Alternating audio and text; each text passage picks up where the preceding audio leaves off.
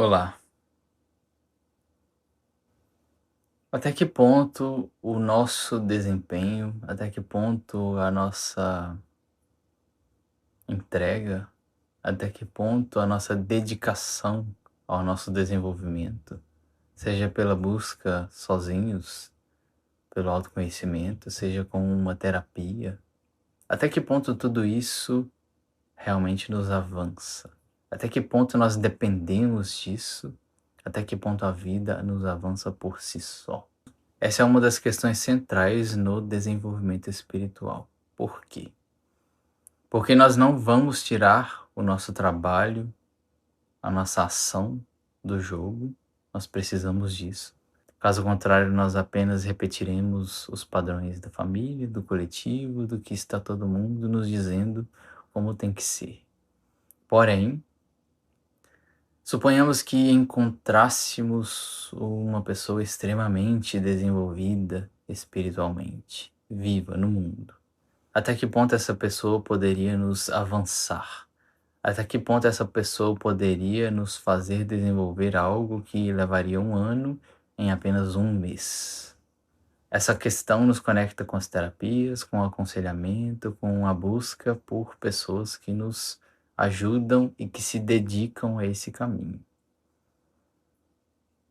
O que eu diria em relação a isso é o seguinte: o nosso processo ele acontece, a nossa dedicação ela é necessária, a busca por ajuda é crucial muitas vezes, porém ela não cria atalhos, ela não cria um processo milagroso que nos vai aplicar consciência do dia para a noite. A vida, a vivência, o trabalho, o tempo, a incorporação, os afetos, tudo isso precisa ser considerado também no desenvolvimento de consciência. Caso contrário, seria muito fácil. Você juntaria muito dinheiro, pagaria o melhor terapeuta do mundo e pronto, você resolveu todos os seus problemas, você curou todos os seus traumas em apenas um mês de dedicação. Então a gente precisa da dedicação, do esforço, do empenho, ao mesmo tempo que existe uma força maior que nos organiza por si só. A gente colabora com o processo, sofre menos ou mais com o processo, mas ainda assim a gente não pula etapas. Estamos aqui falando da temperança. A temperança ela aparece como o quinto elemento, o número 5 novamente. O número 5 é aquele que representa o espírito, o elemento que nos dá sentido. Caso contrário, para que uma vida material? Para que os estudos? Para que uma identidade? Para que uma imaginação? O quinto elemento é aquele que nos direciona de alguma forma, de forma silenciosa e pessoal para cada um. A temperança aqui ela aparece como aquela que vai curar o que precisa ser curado. Quando a temperança é tratada como reequilíbrio, ela não fala necessariamente como um reequilíbrio de duas balanças como nós vimos na justiça. O reequilíbrio da temperança, ele tem mais a ver com um reajuste, com uma reorganização, como foi dito, daquilo que nós somos, daquilo que se foi, daquilo que ficou em relação ao que se foi, das marcas emocionais. Isso tudo vai nos curando, isso tudo vai nos tornando cada vez menos rígidos em relação ao sagrado. Porque a gente conhece o sagrado apenas à medida que a gente vive enquanto a gente busca. Diante disso, trouxe algumas passagens. Venham a mim todos os que estão cansados e sobrecarregados, e eu darei descanso a vocês. Tomem sobre vocês o meu jugo e aprendam de mim, pois sou manso e humilde de coração, e vocês encontrarão descanso para suas almas, pois o meu jugo é suave e o meu fardo é leve.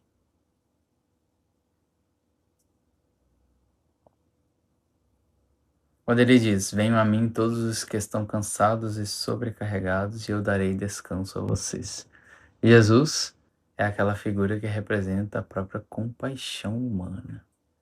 Então, aqueles momentos onde a gente se sente sobrecarregados, onde nosso fardo parece muito pesado, onde a nossa autocondenação devido a determinados atos pode ser grande às vezes, quando a gente se encaminha à compaixão divina, a esse amor que nos ultrapassa, a esse amor que nos cerca, nós podemos encontrar a leveza, o descanso, o repouso.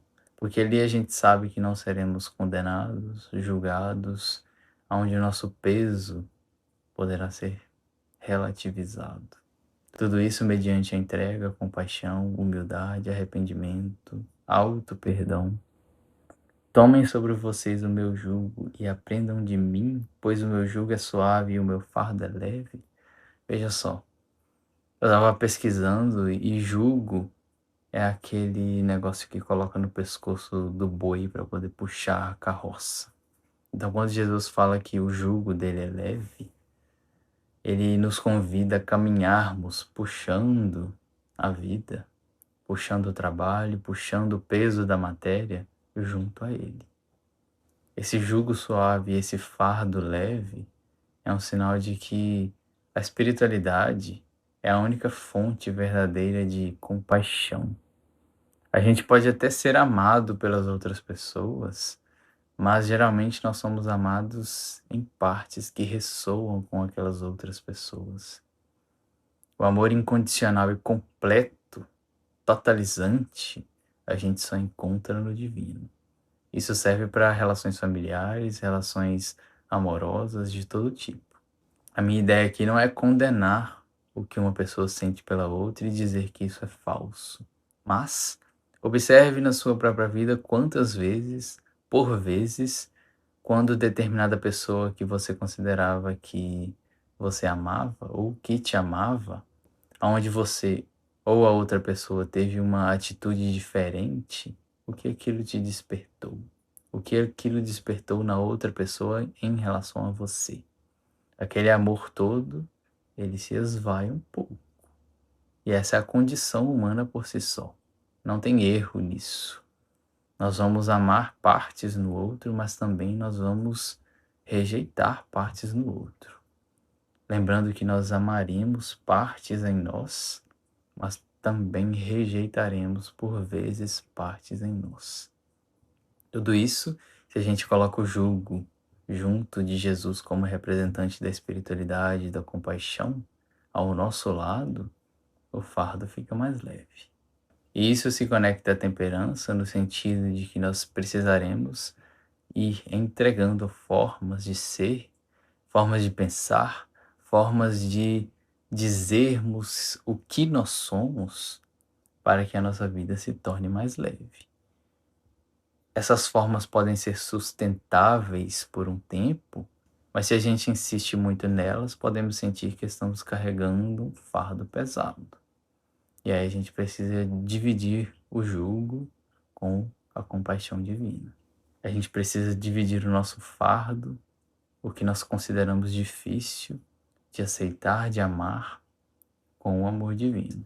Qual de vocês que, possuindo 100 ovelhas e perdendo uma, não deixa as 99 no campo e vai atrás da ovelha perdida até encontrá-la? E quando a encontra, coloca alegremente nos ombros e vai para casa. Ao chegar, reúne seus amigos e vizinhos e diz: Alegrem-se comigo, pois encontrei a minha ovelha perdida.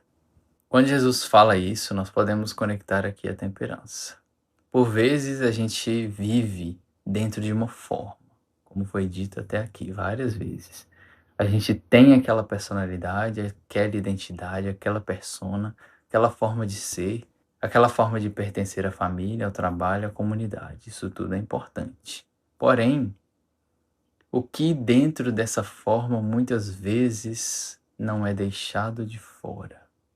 Quantas vezes nós construímos uma forma para sermos, para nos apresentarmos ao mundo, do qual nós deixamos um lado que seria importante nosso de fora dessa forma? A temperança é aquela que aparece para poder trazer a ovelha perdida de volta para a nossa consciência.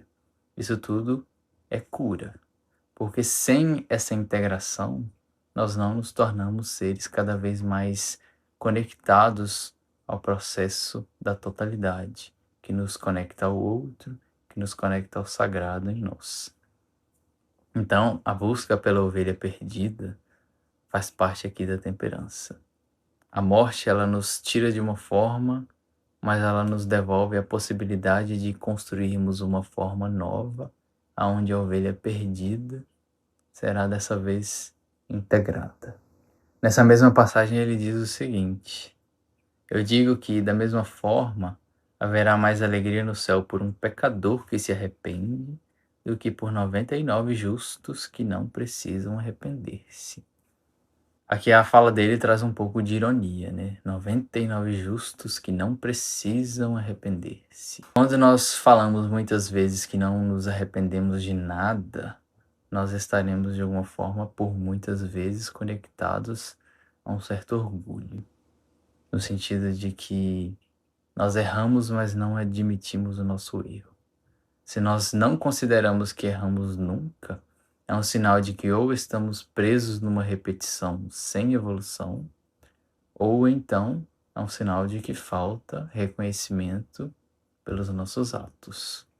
Se a gente diz que nunca se arrependeu, que nunca errou, que está sempre justo, é um sinal de que a gente feriu muitas vezes no nosso caminho sem se dar conta então.